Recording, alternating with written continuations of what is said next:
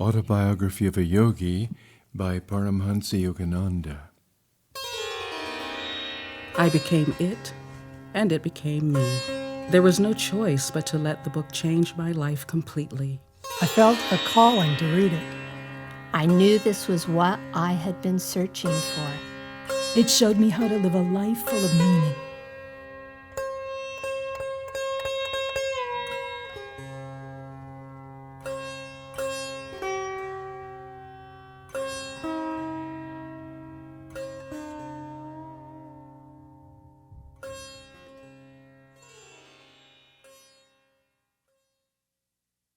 Chapter 1, My Parents and Early Life.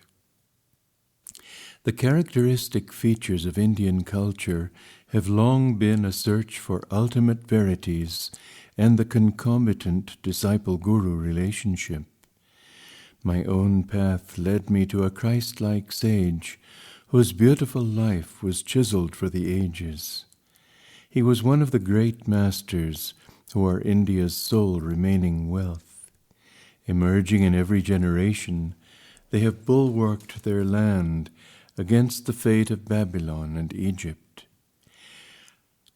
I find my earliest memories covering the anachronistic features of a previous incarnation.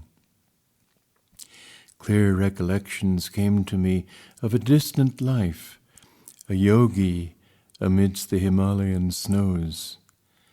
These glimpses of the past by some dimensionless link also afforded me a glimpse of the future. The helpless humiliations of infancy are not banished from my mind. I was resentfully conscious of not being able to walk or express myself freely. Prayerful surges arose within me as I realized my bodily impotence. My strong emotional life took silent form as words in many languages. Among the inward confusion of tongues, my ear gradually accustomed itself to the circumambient Bengali syllables of my people.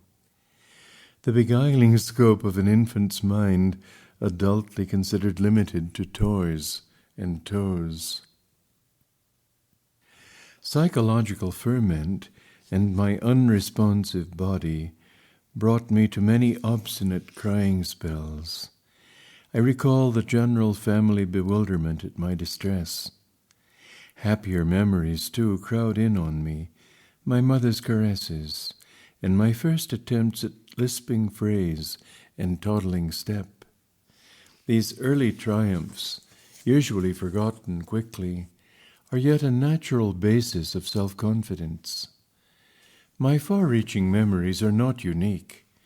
Many yogis are known to have retained their self-consciousness without interruption by the dramatic transition to and from so-called life and death. If man be solely a body, its loss indeed places the final period to identity. But if prophets down the millenniums spake with truth, man is essentially of incorporeal nature. The persistent core of human egoity is only temporarily allied with sense perception. Although odd, clear memories of infancy are not extremely rare. During travels in numerous lands, I have listened to early recollections from the lips of veracious men and women. I was born in the last decade of the 19th century and passed my first 8 years at Gorakhpur. This was my birthplace in the United Provinces of northeastern India. We were 8 children, 4 boys and 4 girls. I, Mukunda Lal Ghosh, was the second son and the 4th child. Father and mother were Bengalis of the Kshatriya caste. Both were blessed with saintly nature. Their mutual love, tranquil and dignified, never expressed itself frivolously. A perfect parental harmony was the calm center for the revolving tumult of 8 young lives. Father Bhagavati Charan Ghosh was kind, grave, at times stern. Loving him dearly, we children yet observed a certain reverential distance. An outstanding mathematician and logician, he was guided principally by his intellect. But Mother was a queen of hearts, and taught us only through love. After her death, Father displayed more of his inner tenderness. I noticed then that his gaze often metamorphosed into my mother's. In Mother's presence, we tasted our earliest bitter-sweet acquaintance with the scriptures. Tales from the Mahabharata and Ramayana were resourcefully summoned to meet the exigencies of discipline. Instruction and chastisement went hand in hand. A daily gesture of respect to Father was given by Mother's dressing us carefully in the afternoons to welcome him home from the office. His position was similar to that of a vice president in the Bengal-Nagpur Railway, one of India's large companies. His work involved traveling, and our family lived in several cities during my childhood. Mother held an open hand toward the needy. Father was also kindly disposed, but his respect for law and order extended to the budget. One fortnight Mother spent in feeding the poor more than Father's monthly income. All I ask, please, is to keep your charities within a reasonable limit. Even a gentle rebuke from her husband was grievous to Mother. She ordered a hackney carriage, not hinting to the children at any disagreement. "Goodbye, I am going away to my mother's home." Ancient ultimatum. We broke into astounded lamentations. Our maternal uncle arrived opportunely. He whispered to Father some sage counsel, garnered no doubt from the ages. After Father had made a few conciliatory remarks, Mother happily dismissed the cab. Thus ended the only trouble I ever noticed between my parents. But I recall a characteristic discussion. "Please give me 10 rupees for a hapless woman who has just arrived at the house." Mother's smile had its own persuasion. "Why 10 rupees? 1 is enough." Father added a justification. "When my father and grandparents died suddenly, I had my first taste of poverty. My only breakfast before walking miles to my school was a small banana. Later, at the university, I was in such need that I applied to a wealthy judge for aid of 1 rupee per month. He declined, remarking that even a rupee is important." How bitterly you recall the denial of that rupee. Mother's heart had an instant logic. Do you want this woman also to remember painfully your refusal of 10 rupees, which she needs urgently? You win. With the immemorial gesture of vanquished husbands, he opened his wallet. Here is a 10 rupee note. Give it to her with my goodwill. Father tended first to say no to any new proposal. His attitude toward the strange woman who so readily enlisted Mother's sympathy was an example of his customary caution. Aversion to instant acceptance, typical of the French mind in the West, is really only honoring the principle of, quote, due reflection. I always found Father reasonable and evenly balanced in his judgments. If I could bolster up my numerous requests with 1 or 2 good arguments, he invariably put the coveted goal within my reach, whether it were a vacation trip or a new motorcycle. Father was a strict disciplinarian to his children in their early years, but his attitude toward himself was truly Spartan. He never visited the theater, for instance, but sought his recreation in various spiritual practices and in reading the Bhagavad Gita. Shunning all luxuries, he would cling to one old pair of shoes until they were useless. His sons bought automobiles after they came into popular use, but Father was always content with the trolley car for his daily ride to the office. The accumulation of money for the sake of power was alien to his nature. Once, after organizing the Calcutta Urban Bank, he refused to benefit himself by holding any of its shares. He had simply wished to perform a civic duty in his spare time. Several years after Father had retired on a pension, an English accountant arrived to examine the books of the Bengal Nagpur Railway Company. The amazed investigator discovered that Father had never applied for overdue bonuses. "He did the work of 3 men," the accountant told the company. "He has rupees 125,000, that is about $41,250, owing to him as back compensation." The officials presented Father with a check for this amount. He thought so little about it that he overlooked any mention to the family. Much later he was questioned by my youngest brother Vishnu, who noticed the large deposit on a bank statement. "Why be elated by material profit?" Father replied. "The one who pursues a goal of even-mindedness is neither jubilant with gain nor depressed by loss. He knows that man arrives penniless in this world and departs without a single rupee." Early in their married life, my parents became disciples of a great master, Lahiri Mahashai of Benares. This contact strengthened Father's naturally ascetic temperament. Mother made a remarkable admission to my eldest sister, Roma.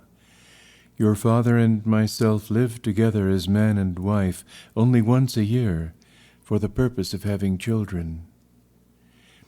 Father first met Lahiri Mahashai through Abhinash Babu, an employee in the Gorakhpur office of the Bengal Nagpur Railway. Abhinash instructed my young ears with engrossing tales of many Indian saints. He invariably concluded with a tribute to the superior glories of his own guru. "Did you ever hear of the extraordinary circumstances under which your father became a disciple of Lahiri Mahashai?" It was on a lazy summer afternoon as Abhinash and I sat together in the compound of my home that he put this intriguing question. I shook my head with a smile of anticipation. "Years ago, before you were born, I asked my superior officer, your father, to give me a week's leave from my Gorakhpur duties in order to visit my guru in Benares. Your father ridiculed my plan. 'Are you going to become a religious fanatic?' he inquired. 'Concentrate on your office work if you want to forge ahead.'" Sadly walking home along a wooded path that day, I met your father in a palanquin. He dismissed his servants and conveyance and fell into step beside me. Seeking to console me, he pointed out the advantages of striving for worldly success. But I heard him listlessly. My heart was repeating, "Lahiri Mahashai, I cannot live without seeing you." Our path took us to the edge of a tranquil field, where the rays of the late afternoon sun were still crowning the tall ripple of the wild grass. We paused in admiration. There, in the field, only a few yards from us, the form of my great guru suddenly appeared. "Bhagavati, you are too hard on your employee." His voice was resonant in our astounded ears. He vanished as mysteriously as he had come. On my knees I was exclaiming, "Lahiri Mahashai, Lahiri Mahashai." Your father was motionless with stupefaction for a few moments. Avinash, not only do I give you leave, but I give myself leave to start for Benares tomorrow. I must know this great Lahiri Mahashai, who is able to materialize himself at will in order to intercede for you. I will take my wife and ask this master to initiate us in his spiritual path. Will you guide us to him? Of course! Joy filled me at the miraculous answer to my prayer and the quick, favorable turn of events. The next evening your parents and I entrained for Benares. We took a horse cart the following day and then had to walk through narrow lanes to my guru's secluded home. Entering his little parlor, we bowed before the master and locked in his habitual lotus posture. He blinked his piercing eyes and leveled them on your father. Bhagavati, you are too hard on your employee. His words were the same as those he had used 2 days before in the Gorakhpur field. He added, I am glad that you have allowed Avinash to visit me, and that you and your wife have accompanied him. To their joy, he initiated your parents in the spiritual practice of Kriya Yoga. Your father and I, as brother disciples, have been close friends since the memorable day of the vision. Lahiri Mahashai took a definite interest in your own birth. Your life shall surely be linked with his own. The Master's blessing never fails. Lahiri Mahashai left this world shortly after I had entered it. His picture in an ornate frame always graced our family altar in the various cities to which Father was transferred by his office. Many a morning and evening found Mother and me meditating before an improvised shrine, offering flowers dipped in fragrant sandalwood paste. With frankincense and myrrh, as well as our united devotions, we honored the divinity which had found full expression in Lahiri Mahashai. His picture had a surpassing influence over my life. As I grew, the thought of the Master grew with me. In meditation, I would often see his photographic image emerge from its small frame, and, taking a living form, sit before me. When I attempted to touch the feet of his luminous body, it would change and again become the picture. As childhood slipped into boyhood, I found Lahiri Mahashai transformed in my mind from a little image cribbed in a frame to a living, enlightening presence. I frequently prayed to him in moments of trial or confusion, finding within me his solacing direction. At first I grieved because he was no longer physically living. As I began to discover his secret omnipresence, I lamented no more. He had often written to those of his disciples who were over-anxious to see him, "Why come to view my bones and flesh, when I am ever within range of your kutastha," that is to say, spiritual sight.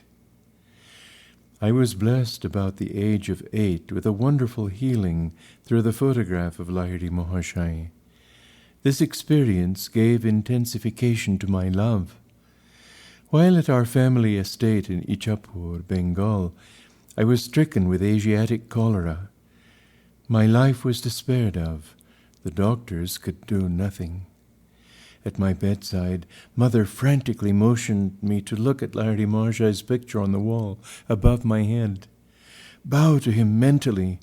She knew I was too feeble even to lift my hands in salutation. If you really show your devotion and inwardly kneel before him, your life will be spared. I gazed at his photograph and saw there a blinding light enveloping my body and the entire room. My nausea and other uncontrollable symptoms disappeared. I was well. At once I felt strong enough to bend over and touch Mother's feet in appreciation of her immeasurable faith in her Guru. Mother pressed her head repeatedly against the little picture. "O omnipresent Master, I thank thee that thy light hath healed my son." I realized that she too had witnessed the luminous blaze through which I had instantly recovered from a usually fatal disease. One of my most precious possessions is that same photograph. Given to Father by Lahiri Mahashai himself, it carries a holy vibration. The picture had a miraculous origin. I heard the story from Father's brother disciple, Kali Kumar Roy. It appears that the Master had an aversion to being photographed. Over his protest, a group picture was once taken of him and a cluster of devotees, including Kali Kumar Roy. It was an amazed photographer who discovered that the plate, which had clear images of all the disciples, revealed nothing more than a blank space in the center where he had reasonably expected to find the outlines of Lahiri Mahashai. The phenomenon was widely discussed. A certain student and expert photographer, Gangadhar Babu, boasted that the fugitive figure would not escape him. The next morning, as the Guru sat in lotus posture on a wooden bench with a screen behind him, Gangadhar Babu arrived with his equipment. Taking every precaution for success, he greedily exposed 12 plates.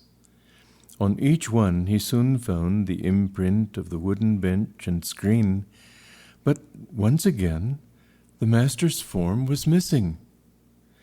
With tears and shattered pride, Gangadhar Babu sought out his Guru. It was many hours before Lahiri Mahashai broke his silence with a pregnant comment. "I am spirit. Can your camera reflect the omnipresent invisible?" "I see it cannot, but, holy sir, I lovingly desire a picture of the bodily temple where alone to my narrow vision that spirit appears fully to dwell." "Come then tomorrow, I will pose for you." Again the photographer focused his camera. This time the sacred figure, not cloaked with mysterious imperceptibility, was sharp on the plate.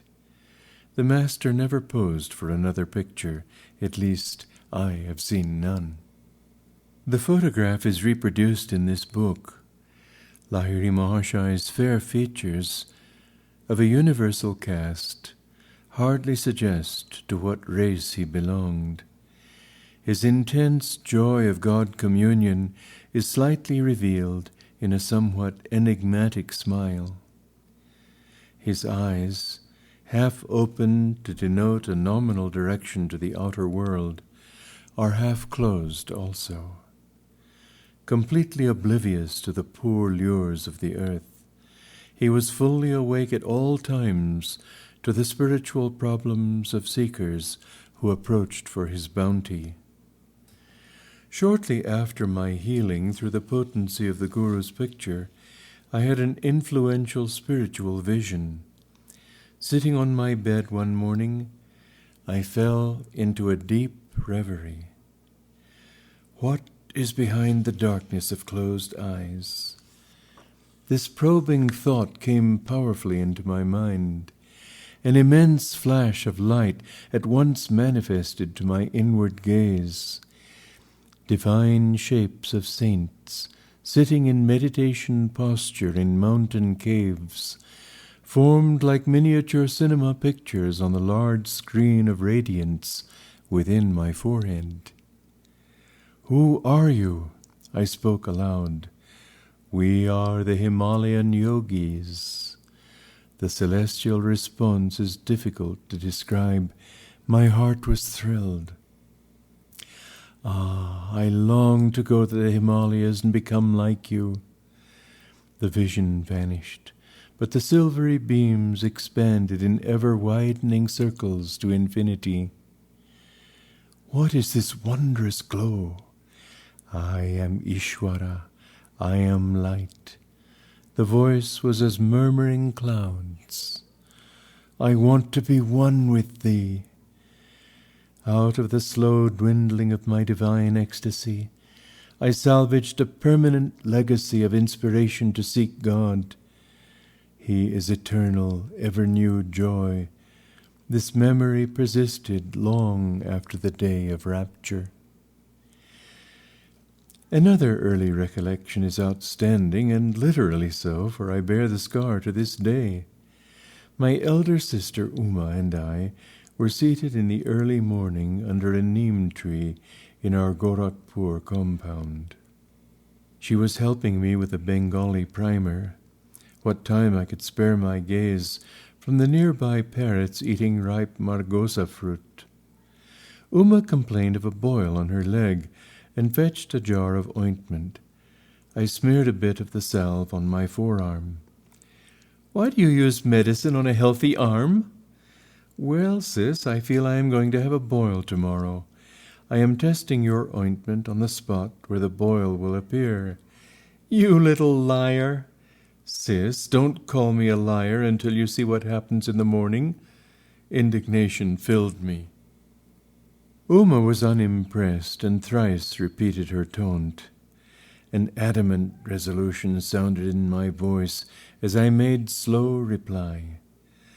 "By the power of will in me, I say that tomorrow I shall have a fairly large boil in this exact place on my arm, and your boil shall swell to twice its present size."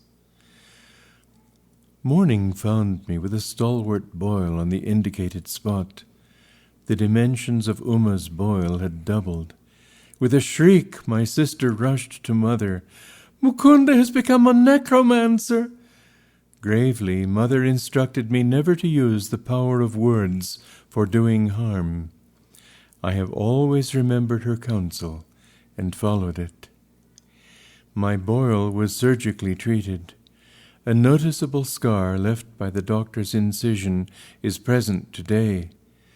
On my right forearm is a constant reminder of the power in man's sheer word.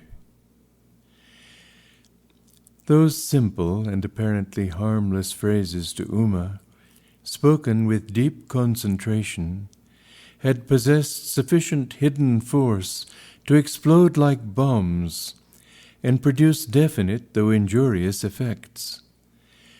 I understood later that the explosive vibratory power in speech could be wisely directed to free one's life from difficulties and thus operate without scar or rebuke. Our family moved to Lahore in the Punjab. There I acquired a picture of the Divine Mother in the form of the goddess Kali. It sanctified a small, informal shrine on the balcony of our home. An unequivocal conviction came over me that fulfillment would crown any of my prayers uttered in that sacred spot. Standing there with Uma one day, I watched two kites flying over the roofs of the building on the opposite side of the very narrow lane. "Why are you so quiet?" Uma pushed me playfully. "I am just thinking how wonderful it is that Divine Mother gives me whatever I ask." "I suppose she would give you those two kites?" My sister laughed derisively. "Why not?" I began silent prayers for their possession.